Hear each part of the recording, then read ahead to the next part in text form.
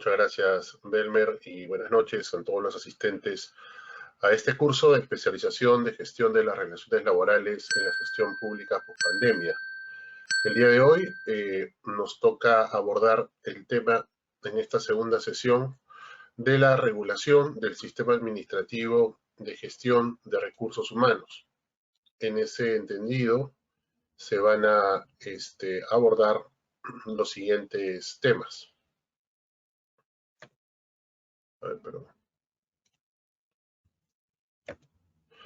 En primer lugar, los fundamentos sobre la regulación de los sistemas administrativos del Estado, ¿no? ¿Cómo se originan? ¿No? ¿Cuál es el antecedente o los antecedentes normativos de estos llamados sistemas administrativos del Estado? ¿Qué cosa es un sistema? ¿No? ¿Qué clase de sistemas existen? Eso lo vamos a ver en el primer punto. En el segundo punto ya vamos a entrar de lleno a la estructura del sistema administrativo de gestión de recursos humanos, es decir, tanto en lo referente a los actores principales de este sistema, como también a las entidades que abarca, y también enumeraremos e indicaremos cuáles son los subsistemas de gestión de recursos humanos, para posteriormente en el punto 3 abordar ya los aspectos relevantes de cada uno de estos subsistemas del sistema administrativo de gestión de recursos humanos. Finalmente veremos algunos pequeños casos sobre la aplicación de este sistema administrativo de gestión de recursos humanos. Entonces, sin más preámbulo, vamos a empezar con el primer punto, que se refiere a los fundamentos sobre la regulación de los sistemas administrativos del Estado. En realidad, el marco normativo es vasto, pero he podido identificar tres normas que podrían señalarse como antecedentes o fundamentos para la regulación de los sistemas administrativos del Estado. Estas normas son, en primer lugar, la Ley 27658, que es la Ley Marco de Modernización de la Gestión del Estado. En segundo lugar, tenemos la Ley 28175, que es la Ley Marco del Empleo Público, y la 29158, que es la Ley Orgánica del Poder Ejecutivo. Esas serían, digamos, los antecedentes o los fundamentos normativos de la regulación de los sistemas administrativos del Estado. En el caso de la Ley 27658, Ley Marco de Modernización de la Gestión del Estado, fíjense bien la fecha, es del 29 de enero del 2002. Sin embargo, esta norma fue modificada en el año 2018 por el Decreto Legislativo 1446. ¿Y por qué lo he señalado como un fundamento o un antecedente de la regulación de los sistemas administrativos del Estado? Porque ya en ese tiempo, hace casi ya o más de 20 años, el Estado peruano, de acuerdo a esta norma, se declaró en un proceso de modernización en sus diferentes instancias, dependencias, entidades, organizaciones y procedimientos. Es decir, una modernización o un proceso de modernización integral al que entraba el Estado peruano. ¿Con qué finalidad? Con la finalidad de mejorar la gestión pública y contribuir al fortalecimiento de un Estado moderno, estableciendo en su artículo 4 que el proceso de la modernización de la gestión del Estado tiene como finalidad fundamental la obtención de mayores niveles de eficiencia del aparato estatal, priorizando y optimizando el uso de los recursos públicos, siendo uno de los objetivos alcanzar un Estado al servicio de la ciudadanía. Obviamente, en el contexto en el que se emite esta norma, estábamos pues en un contexto de acuerdos comerciales, si ustedes recuerdan del TLC, por ejemplo, con Estados Unidos. Y era una condición, vamos a decir, económica, el tema de contar o que el Estado peruano cuente con un aparato que simplifique los procedimientos, un aparato que mejore también, por qué no decirlo, las condiciones laborales y que sea un aparato estatal eficaz y eficiente. También existen, digamos, documentos o tratados internacionales, documentos internacionales que el Perú había suscrito y que por lo tanto ameritaba pues que esto tuviera un correlato en la legislación interna. Entonces, la ley 27658, ley marco de modernización de la gestión del Estado, es uno de los principales fundamentos para la regulación de los sistemas administrativos del Estado. Sin embargo, como he mencionado, no es la única norma antecedente. Como podemos ver a continuación, también es una norma antecedente o un fundamento para la regulación de los sistemas administrativos del Estado, la Ley Marco del Empleo Público, del año 2004, esta norma. ¿Por qué es relevante? Porque esta Ley Marco del Empleo Público, ya en su título preliminar, establecía que la finalidad era establecer lineamientos para, en resumen, tener una administración pública eficiente, moderna, jerárquica, profesional, unitaria, descentralizada y desconcentrada, basada en el respeto al Estado de Derecho, los derechos fundamentales y la dignidad de la persona humana, el desarrollo de los valores morales y éticos y el fortalecimiento de los principios democráticos para obtener mayores niveles de eficiencia del aparato estatal y el logro de una mejor atención a las personas. Perdón. Fíjense bien todo lo que señala como finalidad la ley marco del empleo público. No solamente es el que se mejore, obviamente, el aparato estatal internamente, sino que esto va a redundar en un beneficio para la atención de todos los administrados, de todos los ciudadanos, y eso tiene que ver también con el respeto de sus derechos fundamentales y la dignidad humana, ¿no? Entonces, ya la ley de marco del empleo público establecía pues como finalidad la modernización también del Estado. Y en el artículo 2 señala cuáles son los objetivos que tiene la ley. Y ya puede verse, ¿no es cierto?, este tema de la modernización del Estado cuando se señala como objetivos, entre otros, por ejemplo, consolidar el pleno desarrollo de los organismos públicos, pero también del personal que en ellos trabaja. Definitivamente. No solamente podemos señalar que un organismo o una institución o entidad va a ser eficiente por el presupuesto que le hayan asignado.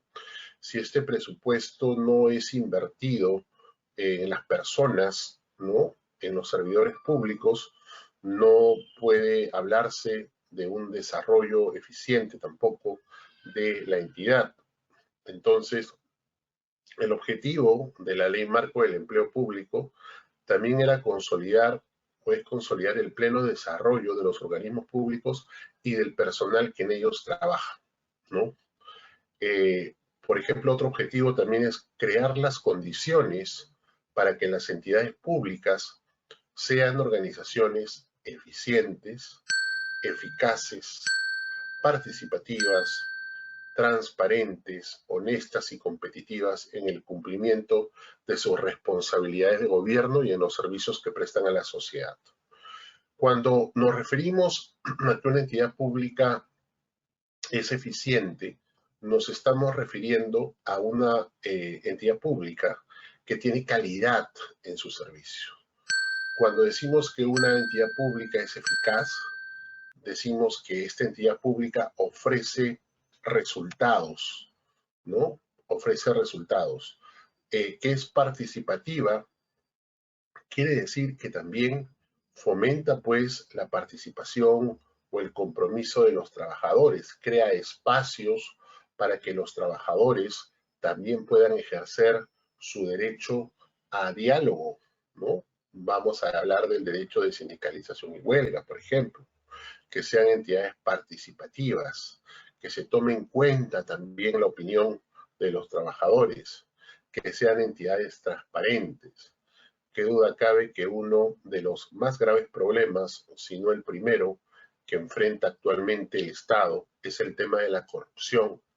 La corrupción lamentablemente es un mal transversal a todo el Estado. Entonces se requieren entidades transparentes, honestas, no solamente con los ciudadanos o los usuarios, sino honesta en el manejo, obviamente, del presupuesto también. Y obviamente que sea una entidad competitiva, que sea una entidad que esté acorde con las necesidades actuales que el país requiere y que no sean pues grandes elefantes blancos que no tengan ningún papel fundamental en el logro de los objetivos nacionales, ¿no? Todo esto para el cumplimiento de sus responsabilidades de gobierno y en los servicios que prestan a la sociedad. Otro objetivo es normar las relaciones de trabajo en el empleo público y la gestión del desempeño laboral para brindar servicios de calidad a los usuarios sobre la base de la política de gestión por resultados. Si queremos un aparato estatal o una administración pública eficiente, qué duda cabe que ello pasa también por una evaluación, pero una evaluación seria, una evaluación real de los trabajadores, de los servidores o de los colaboradores, como también se les llama actualmente, ¿no? Entonces es importante que las relaciones laborales en el Estado, las relaciones laborales en el empleo público, sean relaciones laborales también paritarias, ¿no?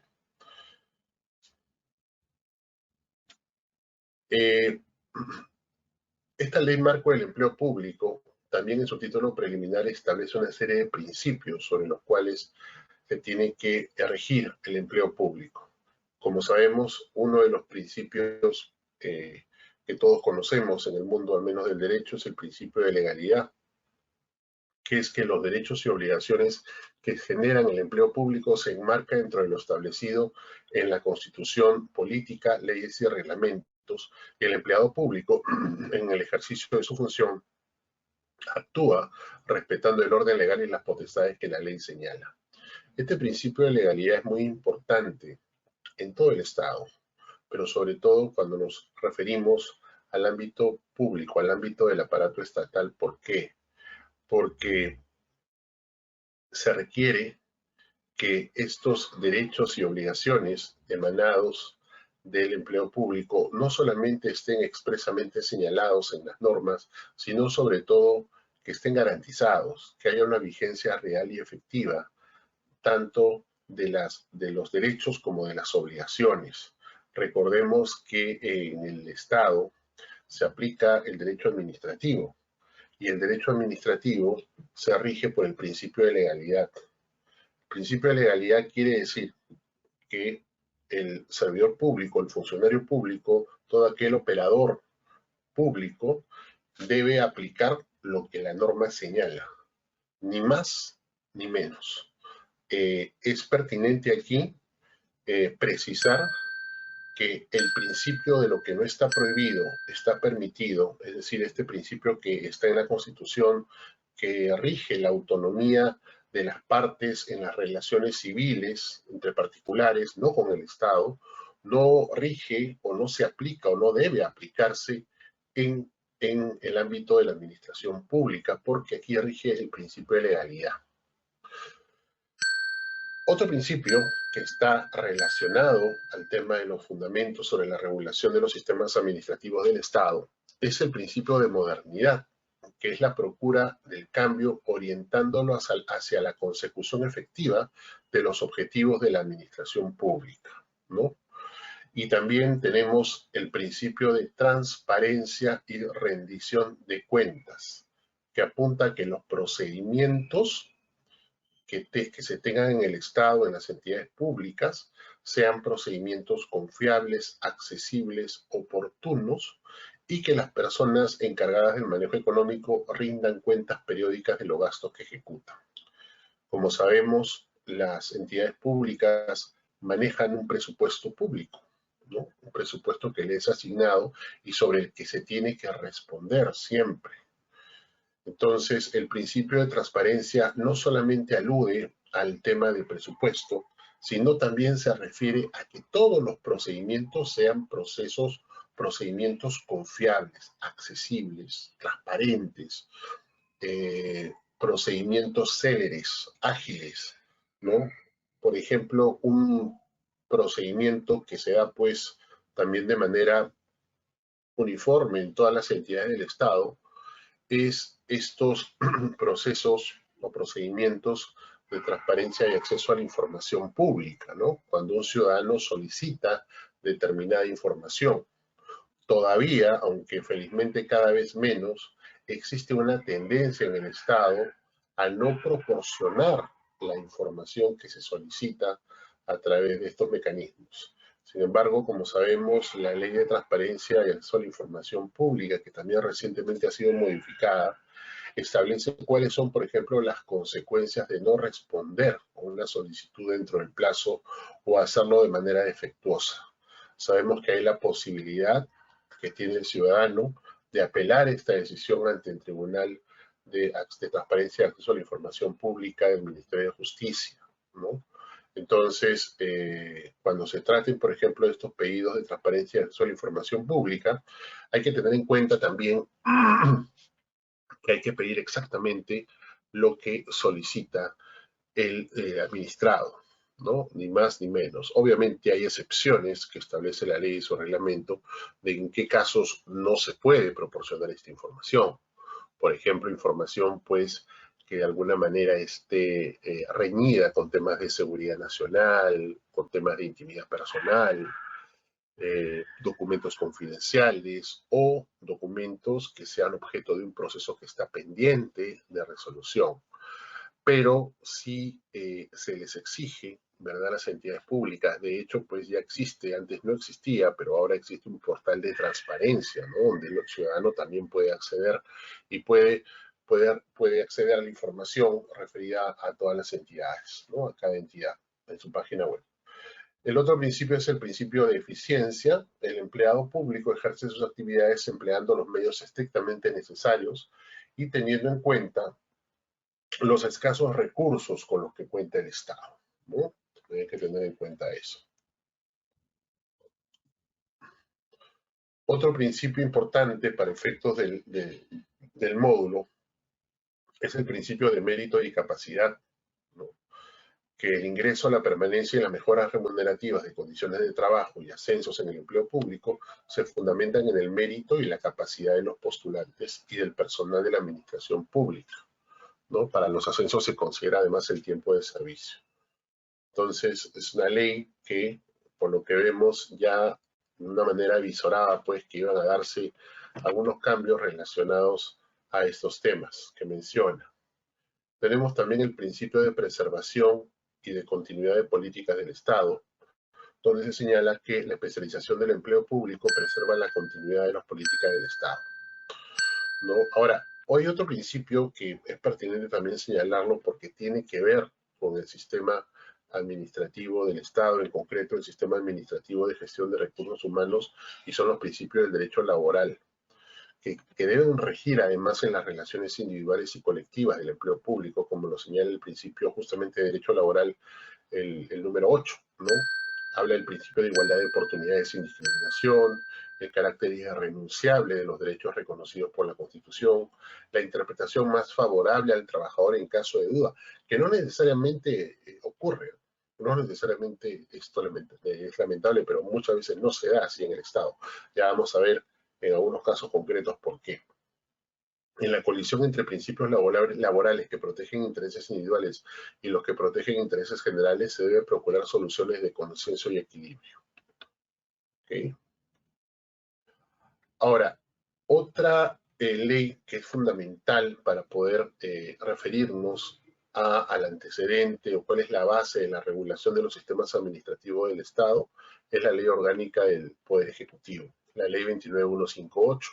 Que es la que introduce el concepto de lo que es un sistema y señala la misma ley en el artículo 43 que un sistema viene a ser un conjunto de principios, normas, procedimientos, técnicas e instrumentos mediante los cuales se organizan las actividades de la administración pública. Entonces, para abreviar un sistema van a ser todas esas herramientas, todos esos elementos mediante los cuales se va a organizar la gestión en el Estado, la administración pública, y que tiene que ser realizada, como su nombre lo dice, la administración pública, por todas las entidades del poder del Estado, los órganos constitucionales y los niveles de gobierno. En otras palabras, cuando nos referimos a administración pública, nos referimos a todo el Estado. Acá no hay compartimentos estancos, no hay islas. En el Estado no puede haber o no debe haber algunas entidades públicas que estén exentas de estos sistemas, ¿no? Pero también la Ley Orgánica del Poder Ejecutivo precisa que son dos tipos de sistemas, los sistemas funcionales y los sistemas administrativos. Y enfatiza además que solamente por ley se crea un sistema y para ello se debe contar con la opinión favorable de la PCM, de la Presidencia del Consejo de Ministros. Los sistemas, todos estos mecanismos, procedimientos, principios, ¿no? Todas estas herramientas deben estar a cargo de un ente rector que se constituye en una autoridad técnico-normativa a nivel nacional, que dicta las normas y establece los procedimientos relacionados con su ámbito, coordina su operación técnica y es responsable de su correcto funcionamiento en el marco de la ley, sus leyes especiales y disposiciones complementarias. Entonces, este conjunto de principios, de directivas, de instrumentos, de procedimientos en general, tiene que estar a cargo de un ente rector que va a ser la autoridad. Y los sistemas solamente pueden crearse por ley. Ahora, hay sistemas funcionales y sistemas administrativos. Nos vamos a ocupar ahora de los sistemas administrativos. No obstante, como la LOPE señala también a los sistemas funcionales, es conveniente saber qué son los sistemas funcionales para diferenciarlo de los sistemas administrativos. En ese sentido, podemos señalar que los sistemas funcionales vienen a ser o tienen por finalidad asegurar el cumplimiento de políticas públicas que requieren la participación de todas o varias entidades del Estado. El Poder Ejecutivo es responsable de reglamentar y operar los sistemas funcionales. Las normas del sistema establecen las atribuciones del ente rector del sistema. Entonces, un sistema funcional lo que busca es asegurar el cumplimiento de una política pública determinada que tenga el Estado, ¿no? Y que requiere pues la participación muchas veces de varias entidades del Estado. Al tratarse muchas veces de una política nacional, requiere la articulación, requiere la coordinación de varias entidades del Estado. Ese es un sistema funcional. Pero un sistema administrativo es aquel que tiene por finalidad regular la utilización de los recursos en las entidades de la administración pública, promoviendo la eficacia y la eficiencia en su uso, algo que ya también decía, ¿no es cierto?, la Ley de Modernización del Estado. Estos sistemas administrativos son de aplicación nacional y están referidos a diversas materias. Una de ellas, el primer sistema justamente, es el sistema de gestión de recursos humanos que vamos a desarrollar aquí en este módulo, pero no es el único. Podemos ver, por ejemplo, en la diapositiva, que aparte del sistema de gestión de recursos humanos, está un sistema de abastecimiento, de presupuesto público, de tesorería, de endeudamiento público, contabilidad, inversión pública, planeamiento estratégico, defensa judicial del Estado, control y modernización de la gestión pública, ¿no? Entonces, podemos decir que son 11 los sistemas